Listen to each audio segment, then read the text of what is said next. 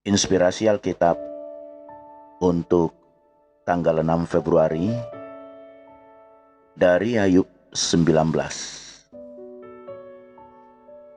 Ayub yakin bahwa Allah akan memihak kepadanya. Tetapi Ayub menjawab, "Berapa lama lagi kamu menyakitkan hatiku dan meremukkan aku dengan perkataan?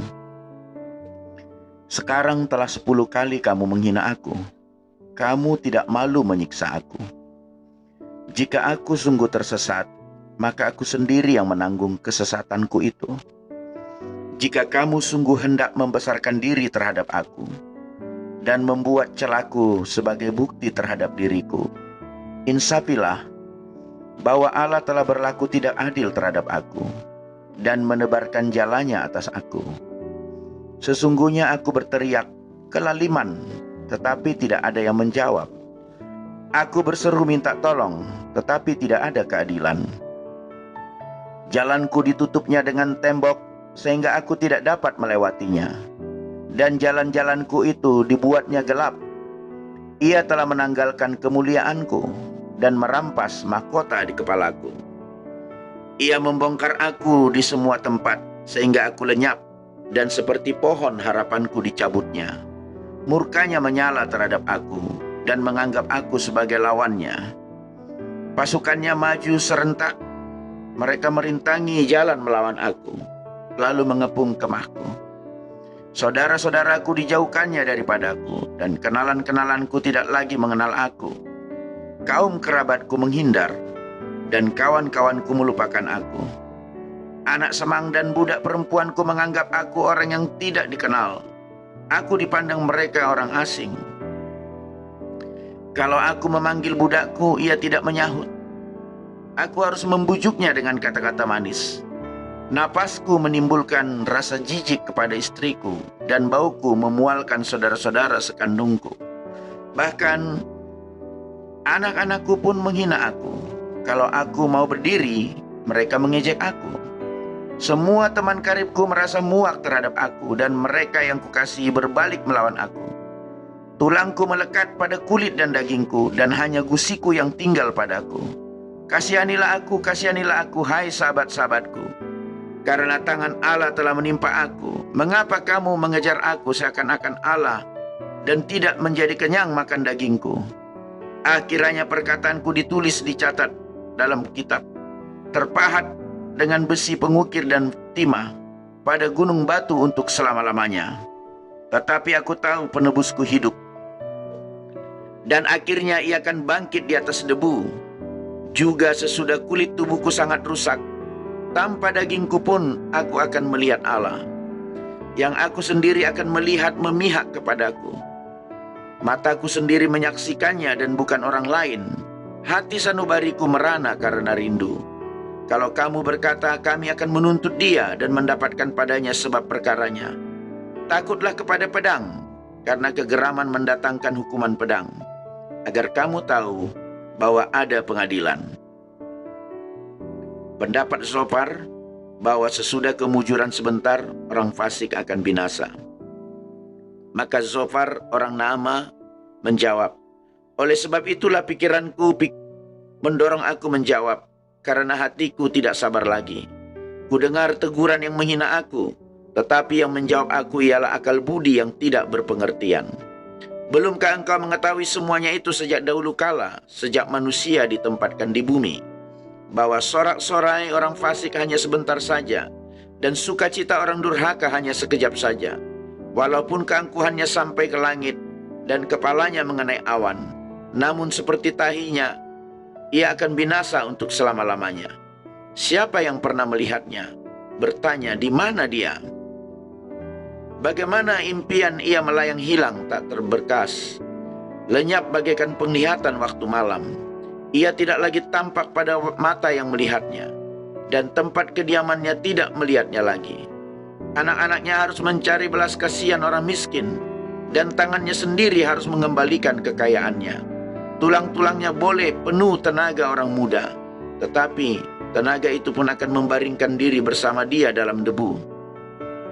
Sungguh pun kejahatan manis rasanya di dalam mulutnya, sekalipun ia menyembunyikannya di bawah lidahnya, menikmatinya serta tidak melepaskannya, dan menahannya pada langit-langitnya. Namun berubah juga makanannya di dalam perutnya, menjadi bisa ular tedung di dalamnya. Harta benda ditelannya tetapi dimuntahkannya lagi. Allah yang mengeluarkannya dari dalam perutnya. Bisa ular tedung akan diisapnya. Ia akan dibunuh oleh ular lidah ular. Ia tidak boleh melihat batang-batang air dan sungai-sungai yang mengalirkan madu dan dadih. Ia harus mengembalikan apa yang diperolehnya dan tidak mengecapnya. Ia tidak menikmati kekayaan hasil dagangannya, karena ia telah menghancurkan orang miskin dan meninggalkan mereka terlantar. Ia merampas rumah yang tidak dibangunnya. Sesungguhnya ia tidak mengenal ketenangan dalam batinnya, dan ia tidak akan terluput dengan membawa harta bendanya. Suatu pun tidak luput daripada lahapnya. Itu pula sebabnya kemujurannya tidak kekal. Dalam kemewahannya yang berlimpah-limpah ia penuh khawatir. Ia ditimpa kesusahan dengan sangat dahsyatnya. Untuk mengisi perutnya, Allah melepaskan ke atasnya murkanya yang menyala-nyala dan menghujankan itu kepadanya sebagai makanannya. Ia dapat meluputkan diri terhadap senjata besi, namun panah tembaga menembus dia. Anak panah itu tercabut dan keluar dari punggungnya. Mata panah yang berkilat itu keluar dari empedunya. Ia menjadi ngeri, kegelapan semata-mata tersedia bagi dia. Api yang tidak ditiup memakan dia dan menghabiskan apa yang tersisa dalam kemahnya. Langit menyingkapkan kesalahannya dan bumi bangkit melawan dia. Hasil usahanya yang ada di rumahnya diangkut. Semuanya habis pada hari murkanya. Itulah ganjaran Allah bagi orang fasik, milik pusaka yang dijanjikan Allah kepadanya. Ayub 21. Pendapat Ayub bahwa kemujuran orang fasik kelihatannya tahan lama. Tetapi Ayub menjawab, dengarkanlah baik-baik perkataanku, dan biarlah itu menjadi penghiburanmu. Bersabarlah dengan aku akan berbicara. Sehabis bicaraku, bolehlah kamu mengejek. Kepada manusiakah keluhanku tertuju? Mengapa aku tidak boleh kesal hati? Berpalinglah kepadaku, maka kamu akan tercengang, dan menutup mulutmu dengan tangan. Kalau aku memikirkannya, aku menjadi takut, dan gemetarlah tubuhku.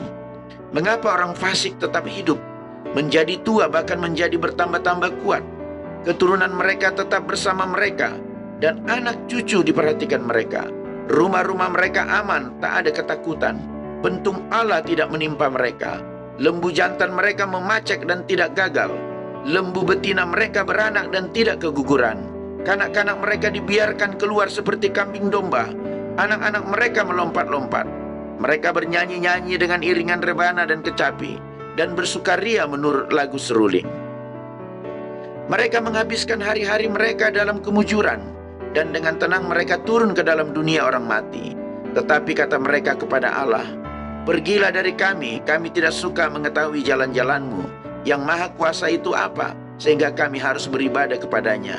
Dan apa manfaatnya bagi kami kalau kami memohon kepadanya? Memang kemujuran mereka tidak terletak dalam kuasa mereka sendiri. Rancangan orang fasik adalah jauh daripadaku. Betapa sering pelita orang fasik dipadamkan. Kebinasaan menimpa mereka, dan kesakitan dibagikan Allah kepada mereka dalam murkanya. Mereka menjadi seperti jerami di depan angin, seperti sekam yang diterbangkan badai. Bencana untuk dia disimpan Allah bagi anak-anaknya. Sebaliknya orang itu sendiri diganjar Allah, supaya sadar. Sebaliknya matanya sendiri melihat kebinasaannya.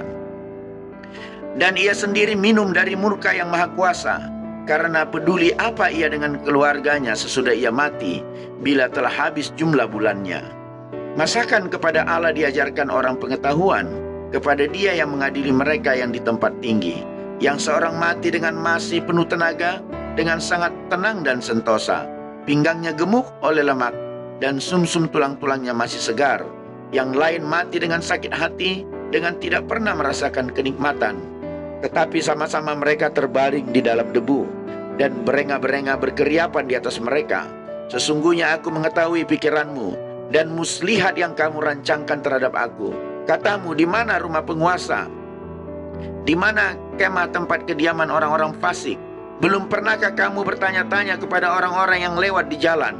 Dapatkah kamu menyangkal petunjuk-petunjuk mereka, bahwa orang jahat terlindung pada hari kebinasaan dan diselamatkan pada hari murka Allah? Siapa yang akan langsung menggugat kelakuannya dan mengganjar perbuatannya? Dialah yang dibawa ke kuburan dan jiratnya dirawat orang. Dengan nyaman ia ditutupi oleh gumpalan-gumpalan tanah di lembah. Setiap orang mengikuti dia, dan yang mendahului dia tidak terbilang banyaknya. Alangkah hampanya penghiburanmu bagiku. Semua jawabanmu hanyalah tipu daya belaka. Inspirasi Alkitab dari pembacaan tadi adalah tentang wawasan seorang pemimpin tentang kekekalan.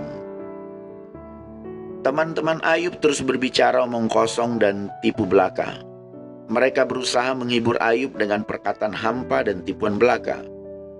Di sisi lain, kita melihat perjuangan nyata Ayub dengan penderitaannya sendiri. Berbeda dengan analisa sempit dan sederhana dari teman-temannya. Dia melihat bahwa dunia sangat kompleks. Dalam kehidupan ini ada banyak ketidakadilan. Jangan terkejut bahwa terkadang ada orang-orang yang sepenuhnya menolak Tuhan, namun mereka tampaknya menjalani kehidupan yang sejahtera dan damai. Namun Alkitab tidak pernah mengatakan bahwa orang fasik akan menerima keadilan dalam hidup ini. Jangan terkejut juga jika kita melihat orang fasik menghabiskan tahun-tahun mereka dalam kemakmuran. Namun hidup ini bukanlah akhir dari segalanya.